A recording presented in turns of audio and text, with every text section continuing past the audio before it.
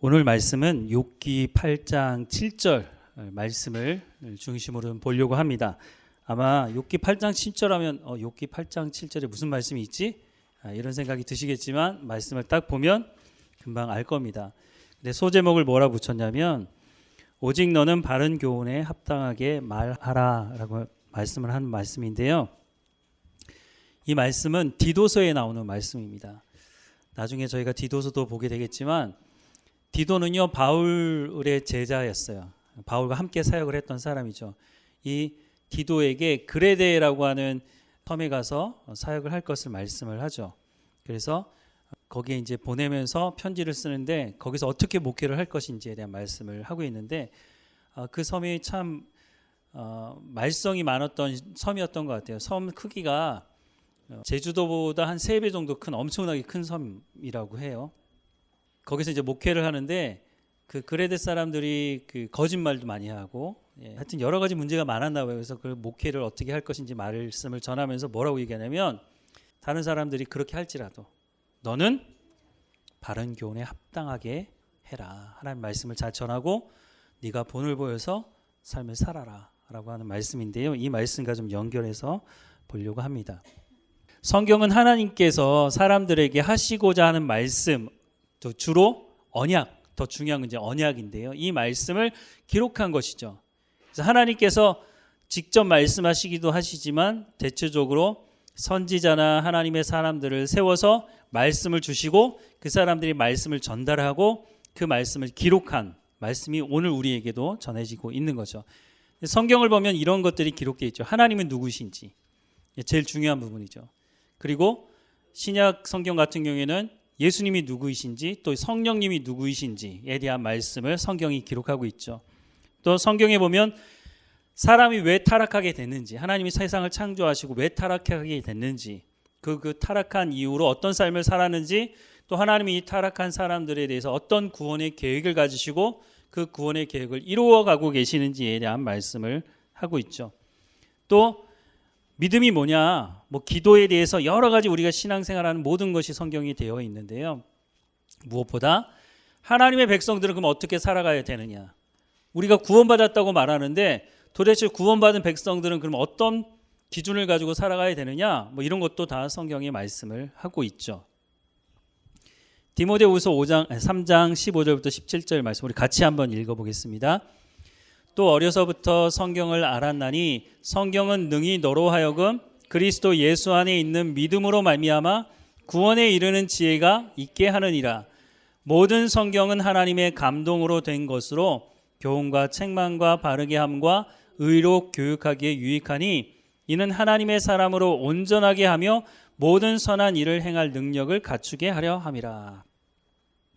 무슨 말씀인지 아시겠죠? 성경이 뭐라고요? 성경만 우리가 제대로 알아도 여기에 구원의 길이 있다는 거예요. 하나님의 감동으로 대해서 교훈과 책망과 바르게 함과 의로 교육하기 유익하니.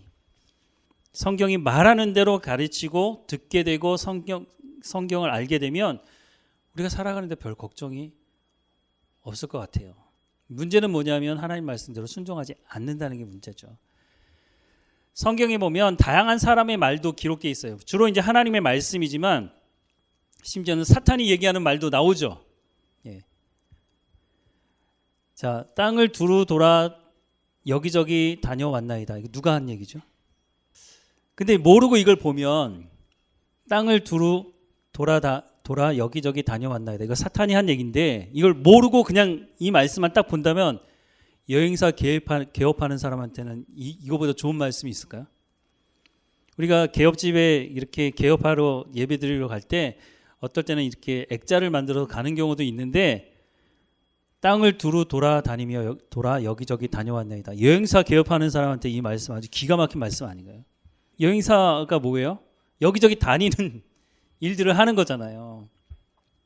근데 여행사 다니는 사람이 이 말씀을 딱 줬더니 그렇지 세상을 두루 다니며 와야지 내가 성공할 수 있겠지. 이렇게 받아들인다면 이게 어떻게 되는 거죠? 이 말씀을 선교사가 성경을 모르고 열방을 두루 다니며 선교하라는 말씀이구나. 이렇게 받아들이면 이거 어떻게 되는 거죠? 하나님은 그런 의도로 말씀하신 게 없는데 이 말씀만 보면 그럴 가능성이 있다는 거예요. 제가 왜 이 말씀을 드리냐면 오늘 볼 욥기 8장 7절을 우리가 그렇게 보고 있다는 거예요. 성경은 하나님께서 우리에게 하시는 말씀이기 때문에, 하나님께서 우리에게 주시는 말씀이기 때문에 하나님의 관점으로 우리가 성경을 봐야 돼요. 그래야 하나님이 어떤 의도로 어떤 목적으로 말씀하셨는지 알아야 우리 삶에 제대로 적용할 수 있겠죠. 자, 이게 8장 7절 말씀입니다. 우리 같이 읽어보겠습니다. 시작. 내 시작은 미약하였으나 내 나중은 심히 창대하리라. 아마 많이 들어봤던 말씀일 거예요. 근데 이 말씀을 듣고 무슨 생각이 나십니까? 이 말씀을 어디에 적용하셨습니까? 근데 이 말씀을 할 때 욥기에 나와 있다고 하는 왜 이 말씀을 하셨는지를 말씀을 하셔야 되는데, 제가 지금까지 이 말씀을 전하시는 분들 중에 왜 이 말씀을 하나님이 성경에 기록하셨는지 말씀하는 사람을 못 봤어요. 근데 이 말씀만 가지고 얘기해요. 그런 이 말씀 보면 내 시작은 미약하였으나 내 나중은 심히 창대하리라. 이 말씀 얼마나 좋아요. 야, 내가 지금 여기서 이렇게 시작하지만 야, 이거 프랜차이즈 가능하겠네. 예. 야, 이거 전국에 내 이름을 걸고 사업장이 많아지겠네. 이 말씀만 보면 사실 그런 생각을 할 수 있겠죠. 지금 시작은 이 한 군데에서 시작하지만 수백 개가 될 거야. 내 나중은 심히 창대하게 될 거야. 그렇게 또 말씀을 전하는 분을 제가 봤어요. 그러면 그 말이 맞느냐? 이 말씀을 어디 가면 쉽게 볼 수 있을까요? 여러분 보신 적 있으십니까? 이런 액자. 예. 이런 액자. 액자도 예뻐요. 그렇죠? 근데 이게 어디 붙어 있냐면 어디 그 횟집 같은데 내 시작은 미약하였으나 내 나중은 심히 창대하리라 붙어 있단 말이죠. 이 사람 여기 왜 붙여놨겠어요? 이게 분명히 잘 모르겠지만 이거 자기 돈 주고 사서 붙이지는 않았을 것 같아요. 누군가 이걸 갖다 줬겠죠. 목회자일 수도 있겠고 아니면 같은 교회를 다니는 성도일 수도 있겠죠. 이 교회 이름은 여기 나와 있는데 잘 안 보여요. 이 교회에서 줬다는 거죠. 자, 그러면 욥기를 좀 알 필요가 있는데 욥기의 시작이 이렇게 시작하고 있어요. 우리 같이 한번 6절에서 8절 말씀, 12절까지 말씀 같이 읽어보겠습니다. 시작. 하루는 하나님의 아들들이 와서 여호와 앞에 섰고 사탄도 그들 가운데에 온지라. 여호와께서 사탄에게 이르시되 내가 어디서 왔느냐? 사탄이 여호와께 대답하여 이르되 땅을 두루 돌아 여기저기 다녀왔네. 아까 봤던 말씀이죠. 계속 8절. 여호와께서 사탄에게 이르시되 내가 내 종 욥을 주의하여 보았느냐? 그와 같이 온전하고 정직하여 하나님을 경외하며 악에서 떠난 자는 세상에 없느니라. 사탄이 여호와께 대답하여 이르되 욥이 어찌 까닭없이 하나님을 경외하리이까? 주께서 그와 그의 집과 그의 모든 소유물을 울타리로 두르심 때문이 아니니까. 주께서 그의 손으로 하는 바를 복되게 하사 그의 소유물이 땅에 넘치게 하셨음이니이다. 이제 주의 손을 펴서 그의 모든 소유물을 치소서. 그리하시면 틀림없이 주를 향하여 욕하지 않겠나이까? 여호와께서 사탄에게 이르시되 내가 그의 소유물을 다 내 손에 맡기노라. 다만 그의 몸에는 내 손을 대지 말지니라. 사탄이 곧 여호와 앞에서 물러가니라. 사탄이 하는 말이 뭐예요? 하나님께서 해준 게 있으니까 그래서 하나님께 그렇게 하는 거예요. 그 얘기하는 거죠. 하나님이 만약에 욥을 치시면 욥이 하나님을 욕하고 죽을 겁니다. 첫 번째는 욥의 몸에는 손대지 말라고 그랬어요. 근데 두 번째 또 나오죠. 욥이 재산을 다 하루아침에 잃고 자기 자녀들 10명이 하루아침에 다 죽었어요. 그런데도 하나님을 욕하지 않는 거예요. 그러니까 사탄이 와서 또 뭐라고 그래요? 하나님 욥을 살려두셨잖아요. 욥의 몸을 쳐보세요. 그러면 아마 분명히 하나님을 욕할 겁니다. 그 얘기하죠. 사람이라는 존재가 물론 여러 가지 저희가 소설을 통해서도 그러고 실제적인 우리 삶에서도 이제 그런 경우가 있는데 부모가 나는 죽어도 내 자녀는 살려야지 이런 부분을 볼 수 있는데 인간이 정말 악한 것이 뭐냐면 정말로 상황이 안 좋아지면 전쟁 같은 경우에 그 성경에도 나오지만 실제로 이제 역사 속에서도 그랬는데요. 정말 먹을 게 없어지잖아요. 그러면 자녀를 삶아먹고 이렇게 하는 일들이 역사 속에서 일어났고 성경에도 그런 걸 기록을 하고 있잖아요. 욥의 몸을 쳐보십시오. 그러면 자기 재산을 잃고 자기 자녀를 잃고 그럴 때도 하나님을 욕하진 않았지만 자기 몸을 치면 하나님을 욕할 겁니다. 그래서 하나님 어떻게 하시죠? 생명은 건들지 말고 허락을 하시죠. 그럼에도 불구하고 욥이 하나님을 욕하지 않죠. 근데 욥기를 쭉 읽어보면 욥이 그러면 다 잘했느냐? 그렇지는 않습니다. 주로 내용은 뭐냐면 욥의 주장과 욥의 친구들의 주장이 다른 거예요. 서로 주장이 아니야 나는 죄를 안 졌어. 친구들은 너는 죄 때문에 이 고난을 당하는 거야. 계속 그 얘기가 진행이 되죠. 욥의 주장은 뭐냐면 나는 죄 때문에 이 고난 받는 게 아니라는 거예요. 근데 욥기를 읽는 우리는 알고 있으니까 그렇게 얘기하지만 친구들은 그걸 이해를 못하는 거예요. 근데 욥기 시작이 어떻게 시작했다고 말하고 있죠? 하나님이 욥을 인정하고 있어요. 뭐라고 했어요? 그와 같이 온전하고 정직하여 하나님을 경외하며 악에서 떠난 자는 세상에 없다라고 하나님이 인정하셨 사람이라는 거예요. 그러니까 욥이 말이 맞죠. 죄 때문에 자기가 지금 고난당하는 게 아니라고 말하는 욥의 말이 맞아요. 그런데 친구들은 하나님이 욥을 인정한 거에 대해서 몰라요. 현상만 보고 얘기하는 거예요. 눈에 보이는 현상은 뭐냐면 욥이 재산을 잃고 자녀도 잃고 자기 몸도 병들어 있단 말이에요. 근데 이게 한꺼번에 닥친 고난을 친구들이 와서 보니까 야, 너 분명히 죄가 있기 때문에 그런 거야 라고 친구들이 말해요. 그럼 친구들의 말이 틀렸느냐? 친구들의 말이 성경적인 근거가 없느냐? 있어요. 신명기 말씀에 보면 28장 15절에 내가 만일 내 하나님 여호와의 말씀을 순종하지 아니하여 내가 오늘 내게 명령하는 그 모든 명령과 규례를 지켜 행하지 아니하면 이 모든 저주가 내게 임하여 내게 이를 것이니. 그 욥의 친구들 말도 틀린 게 아니죠. 하나님 말씀에 불순종하면 하나님이 어떻게 하신다고요? 저주가 임한다. 근데 친구들이 와서 보니까 욥이 당하는 그 고난을 보니까 이건 저주받은 거예요. 그러니까 다시 거슬러 올라가면 너 죄 졌지. 하나님 말씀에 순종하지 않았지. 그러니까 회개해야 돼.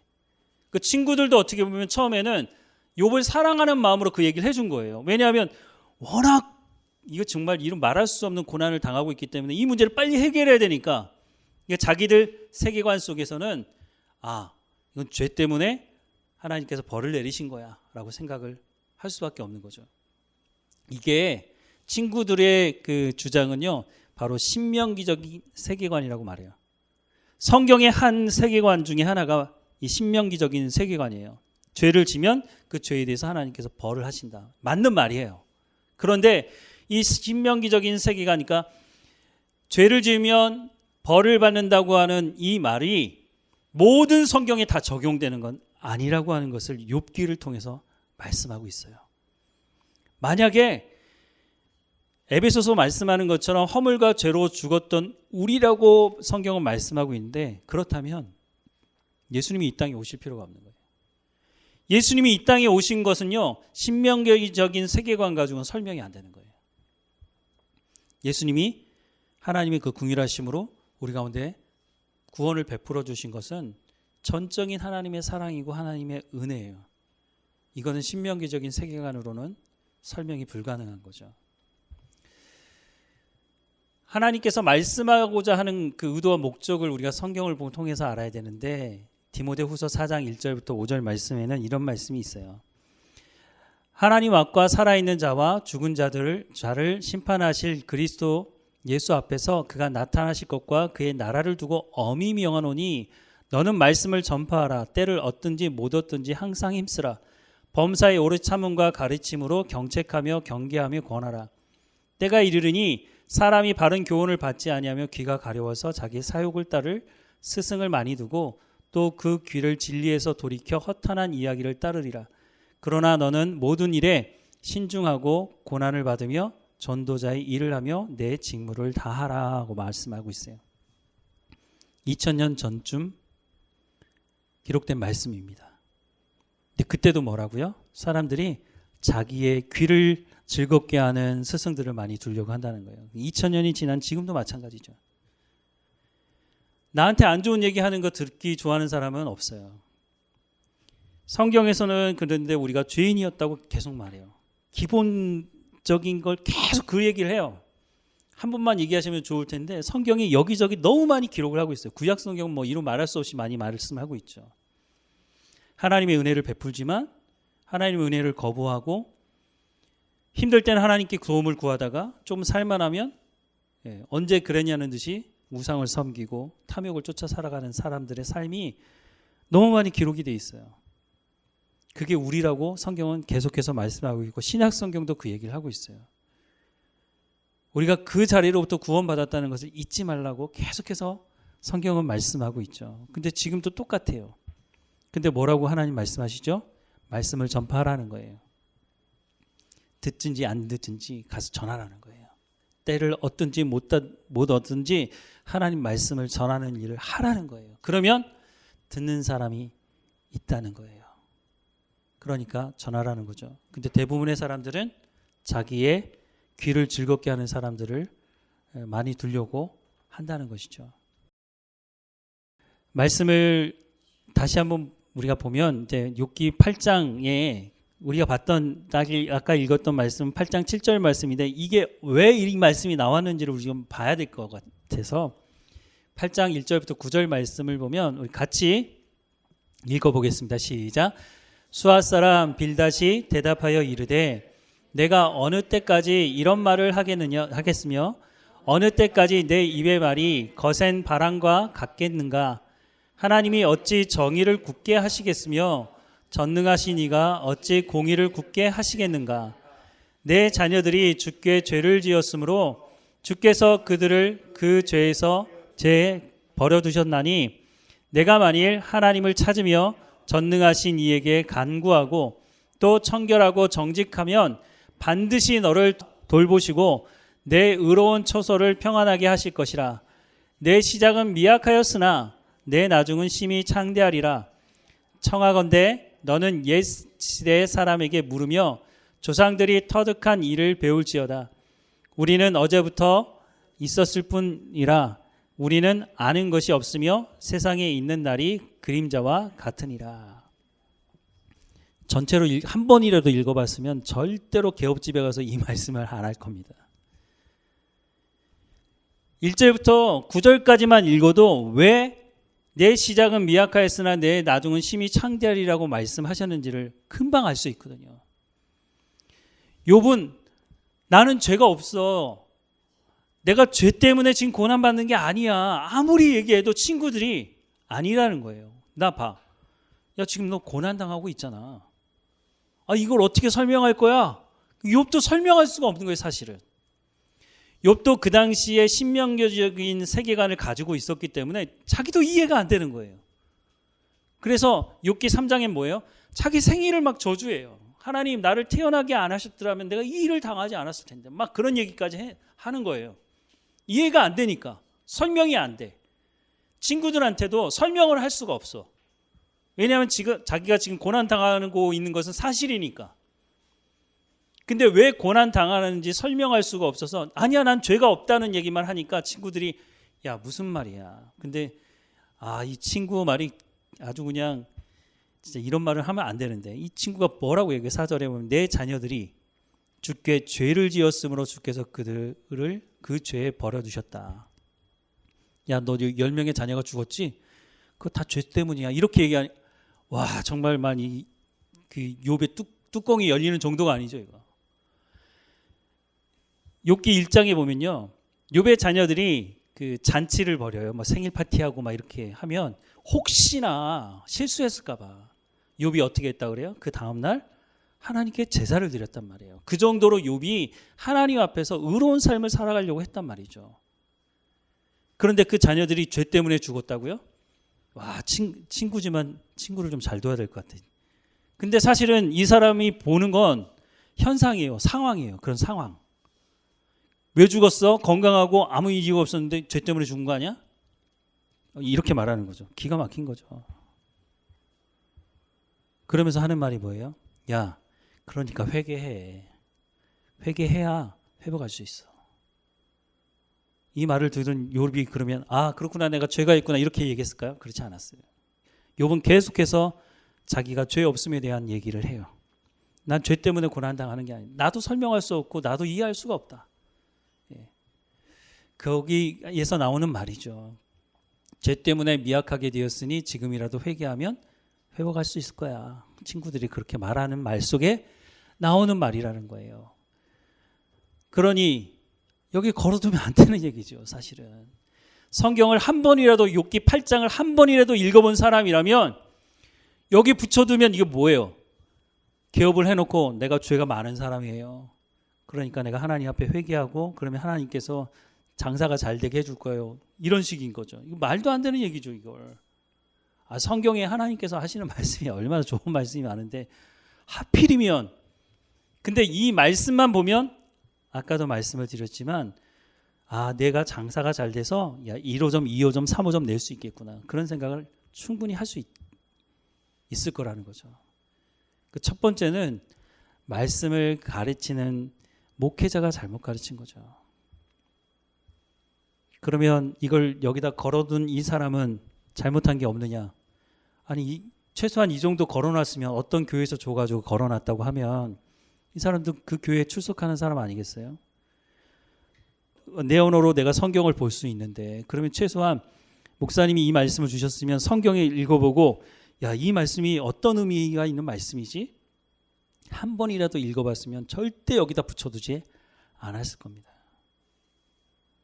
우리가 이런 시대를 사실은 살아가고 있어요. 혹시 이거 부족이라고 생각하고 있지는 않을까요? 하나님의 말씀을 부족처럼 생각하고 있는 건 아닌지.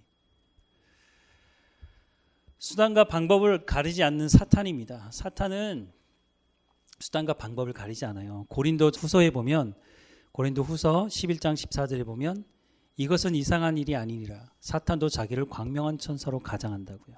여러분, 천사 보신 적 있어요?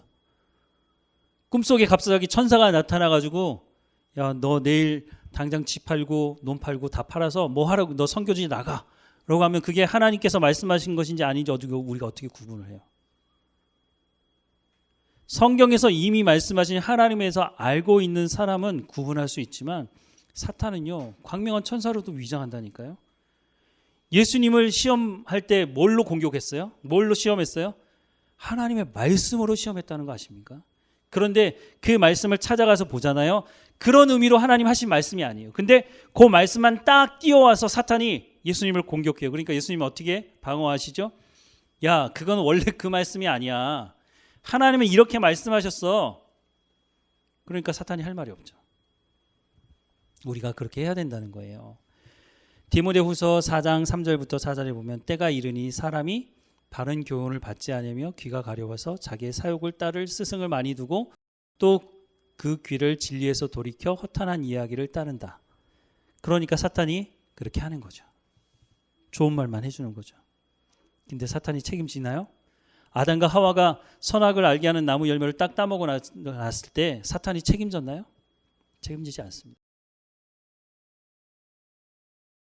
오직 너는 바른 교훈에 합당한 것을 말하라라고 말씀하고 있어요.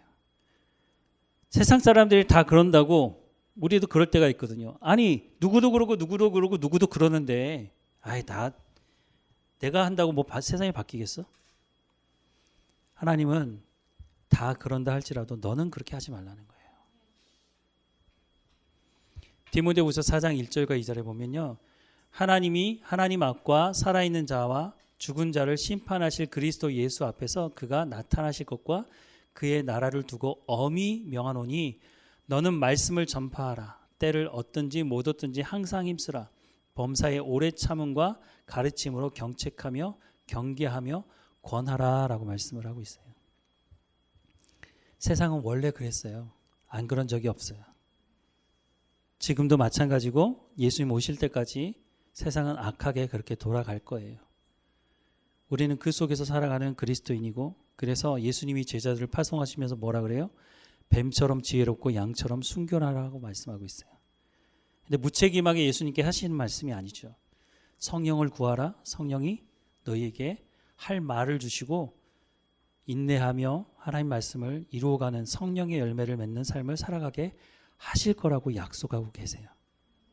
그래서 우리를 고와 같이 내버려 두지 않으신다고 말씀하고 있는 거죠. 하나님의 말씀을 우리가 제대로 알아야 돼요. 그래야 제대로 적용할 수 있어요. 잘못하면 예수무당이라고 하는 그런 말도 하잖아요.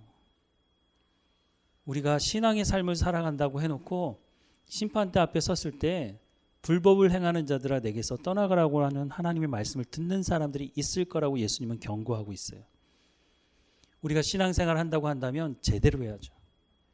제대로 하는 방법은 하나님의 말씀을 제대로 알고 그 말씀대로 순종하면 된다고 말씀을 하고 있어요. 어렵지 않다고 말씀을 하고 있습니다. 우리가 하나님의 말씀을 제대로 알고 그 말씀을 우리의 삶에 잘 적용하는 우리의 삶이 되기를 주님의 이름으로 축원합니다. 사랑하는 하나님, 우리의 연약함을 하나님 앞에 내려놓습니다. 우리가 무엇인데 부모의 역할을 감당할 수 있겠고, 우리가 일하는 일터에서 우리가 무엇인데 그 모든 사람들을 만나면서 선한 영향력을 미칠 수 있겠습니까? 하나님이 주시는 은혜가 없으면, 하나님 우리 가운데 성령의 충만함으로 우리를 인도하지 않으시면 우리가 이 모든 일들을 감당할 수 없습니다. 하나님 우리 가운데 성령에 충만케 하셔서 하나님 말씀을 깨달아 알게 하시고 우리 마음에 새기게 하셔서 하나님의 인도하심 쫓아 살아가는 삶의 현장이 될 수 있도록 은혜를 베풀어 주옵소서. 우리 입에서 감사가 떠나지 않게 하시고 하나님을 찬양하고 예배하는 우리의 삶이 될 수 있도록 인도해 주옵소서. 우리의 자녀들 가운데도 하나님 신앙이 대물림되게 하시고 우리가 가졌던 믿음보다 더 갑절의 믿음을 가지고 살아가는 우리의 자녀들 될 수 있도록 하나님께서 우리를 만나 주셨던 것처럼, 말씀해 주셨던 것처럼, 은혜를 베풀어 주셨던 것처럼 우리의 자녀들에게도 하나님 동일하게 말씀하시고 하나님 말씀이 이루어지는 것을 경험하는 삶의 현장이 될 수 있도록 인도해 주옵소서. 내일을 두려워하는 것이 아니라 하나님의 부르심에 합당한 삶을 살아가면 하나님께서 모든 것을 책임지시고 인도하신다는 것을 알고 쫓아가는 삶이 될 수 있도록 하나님 인도해 주옵소서. 하나님 몸이 연약한 성도들 온전케 하시고 예배 자리 늘 지킬 수 있도록 하나님 강건함을 허락해 주옵소서. 하나님 주시는 그 말씀이 우리의 삶에서 성령의 열매로 맺어질 수 있도록 인도해 주시고, 우리가 살아가는 삶의 현장에서 만나는 예배를 떠난 사람들, 또한 복음을 들어야 되는 사람들을 만났을 때 우리가 함께 예배하자고 복음을 증거할 때 그들이 당신이 말하는 것이라면 내가 쫓아가서 한번 말씀 들어보겠다고 할 수 있도록 하나님께서 우리의 삶을 주관하시고 인도해 주시고, 하나님 우리가 소금의 역할을, 빛의 역할을 온전히 감당할 수 있도록 우리가 가난한 마음을 가지고 하나님 앞에 끼어있는 하나님의 백성으로 살아갈 수 있도록 인도해 주옵소서. 이 한 주일을 하나님께서 인도하실 줄 믿고 감사하고 예수님의 이름으로 기도합니다. 아멘.